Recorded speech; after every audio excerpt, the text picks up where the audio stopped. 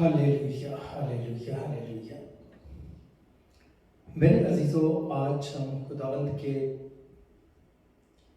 कलाम के मुताबिक इस चीज पे भेद खोलेंगे कि चर्च क्या है। What is a church? गिरजाघर क्या है? तो मेरे अजीजों, आपसे मेरा क्वेश्चन है कि आप बताएं कि चर्च क्या है। हम मसीह हैं तो हमें पता है कि चर्च क्या है। चर्च किसे कहते हैं? मेरे अजीजों, हम में से बहुत सारे लोग गिरजाघर या चर्च एक ईंटों की बिल्डिंग को कहते हैं। ज्यादातर लोग गिरजाघर एक बिल्डिंग को कहते हैं जहां पे लोगों का मजमा होता है, लोगों का इज्तिमा होता है। क्या ये बात दुरुस्त है? क्या वो जो ईंटों की बनी हुई बिल्डिंग है उसे चर्च कहा जा सकता है? क्या वो चर्च होता भी है कि नहीं? या गिरजाघर जिसे हम कहते हैं, क्या वो गिरजाघर होता भी है या नहीं? जब हम खुदावंद के जिंदा कलाम में देखते हैं तो खुदावंद का जिंदा कलाम हमें ये बताता है कि चर्च जो है वो कलीसिया को कहते हैं। कलीसिया को चर्च कहते हैं। जहां कहीं भी कलीसिया इकट्ठी हो जाए वो चर्च बन जाता है। मेरे अजीजों, इस चीज पे जब हम गौर करते हैं तो हमें बहुत सारे भेद खुलते हैं। बाज़ औक़ात हमारी समझ इतनी ज्यादा नहीं होती कि हम बहुत सारी चीजों को समझ सकें। इसलिए जो हमें समझ आ रहा होता है उसे हम दुरुस्त समझते हैं और जो हमें समझ नहीं आ रहा होता उसे हम गलत समझते हैं। आज इस बात पे हमने गौर करना है कि मेरे अजीजों, क्या दुरुस्त है, क्या गलत है। खुदावंद यीशु मसीह ने कहा कि जहां 2 या 3 मेरे नाम से इकट्ठे होंगे मैं वहां मौजूद होऊंगा। जहां 2 या 3 मेरे नाम से इकट्ठे होंगे मैं वहां पे मौजूद होऊंगा। पौलुस रसूल कहता है कि कलीसिया के रूहानी मजमा को चर्च कहते हैं। चर्च वो जो बिल्डिंग होती है, वो जो ईंटों से बना हुआ घर होता है या ईंटों से बना हुआ हॉल होता है, वो चर्च नहीं होता। अब इन सारी चीजों पे जब हम गौर करते हैं तो मेरे अजीजों,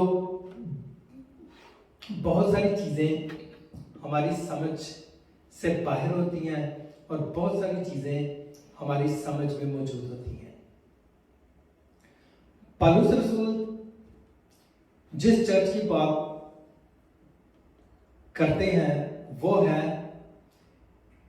बदन। वो हमारे इस बदन को चर्च कहते हैं। जो कि आगे चल के ये भी बयान किया जाता है कि जो वाइफ है उसका सर हस्बैंड है और जो कलीसिया है उसका सर खुदावंद यीशु मसीह है। यानी अगर खुदावंद यीशु मसीह सर है तो बाकी जो बॉडी है, बाकी जो धड़ है वो कलीसिया हुई। धड़ कलीसिया और सर खुदावंद यीशु मसीह। इसका मतलब यह है कि कलीसिया जो है बदन को कहा जाता है जिसमें खुदावंद यीशु मसीह ने बसेरा करना होता है। खुदा के पाक रूह ने जिसमें आके ठहरना है उस बदन को चर्च कहते हैं या खुदा का घर कहते हैं। और गिरजाघर जिसे कहते हैं या चर्च जिसे हम अपने अल्फाज में कहते हैं, क्या वो चर्च है? यस। जो ईंटों से बना हुआ है वो भी चर्च है और जो गोश्त और हड्डियों से बना हुआ है वो भी चर्च है। बात सिर्फ समझने की है।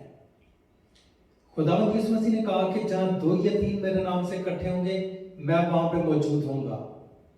बेशक हम किसी रेस्टोरेंट में इकट्ठे हों, बेशक हम किसी घर में इकट्ठे हों, बेशक हम किसी घर की छत पे इकट्ठे हों, और बेशक जिसे हमने चर्च का नाम दिया हुआ है उस बिल्डिंग में इकट्ठे हों, जहां 2 या 3 खुदावंद यीशु मसीह के नाम पे, खुदावंद यीशु मसीह के कलाम को शेयर करने के लिए इकट्ठे होंगे, वही चर्च है। अगर हम इज्तिमाई तौर पे इकट्ठे होते हैं, ज्यादा लोग इकट्ठे होते हैं और खुदावंद यीशु मसीह के कलाम को, खुदा बाप के कलाम को शेयर करते हैं, तो मेरे अजीजों, जहां पे कलाम शेयर किया जा रहा होता है उस जगह को चर्च कहते हैं। वो गली का चौक भी हो सकता है, गली भी हो सकती है, सड़क भी हो सकती है, कोई भी जगह हो सकती है, वो चर्च है। जहां पे खुदावंद का कलाम शेयर किया जा रहा है, डिस्कस किया जा रहा है, जहां 2 या 3 से ज्यादा लोग इकट्ठे हैं, वो चर्च है, वो बॉडी ऑफ क्राइस्ट है। और बॉडी ऑफ क्राइस्ट जो है वो कलीसिया है। बहुत सारे हमें ऐसे लोग भी हैं जो कि अपने आप को मसीह तो कह रहे होते हैं, लेकिन वो मसीह का बदन नहीं है। मसीह का बदन वो है जिसमें खुदावंद यीशु मसीह मौजूद है, जिसमें पाक रूह मौजूद है और जिसमें रूह के फल मौजूद है। अगर हमारी जिंदगी में रूह के फल नहीं है तो हम मसीह नहीं है, और अगर हम मसीह नहीं है तो हम चर्च कभी भी नहीं हो सकते।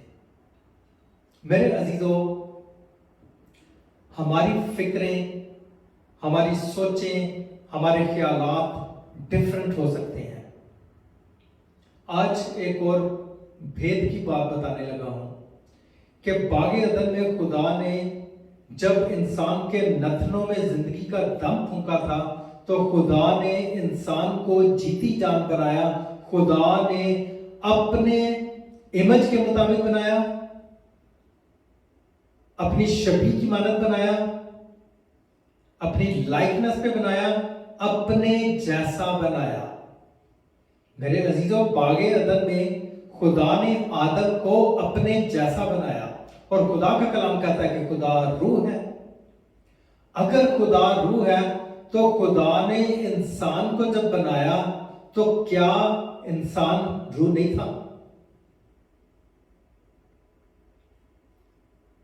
खुदा ने फिजिकली भी अपने जैसा बनाया और स्पिरिचुअली भी अपने जैसा बनाया और अपना रूह इसमें फूंक दिया। और जब इंसान के नथनों में, इंसान के बदन में खुदा ने उस रूह को फूंक दिया, तो इंसान जीती जान बन गया, यानी खुदा स्पिरिट बना देता है इंसान को। यहां पे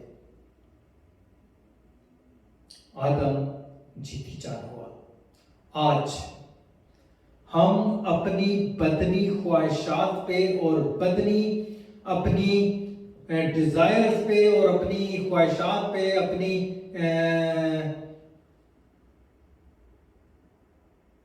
इन चीजों पे क्यों फोकस नहीं पा सकते? हमारा बदन हमेशा हमारे दिल को रागब करता है इस बात पे कि हम गुनाह की तरफ जाएं।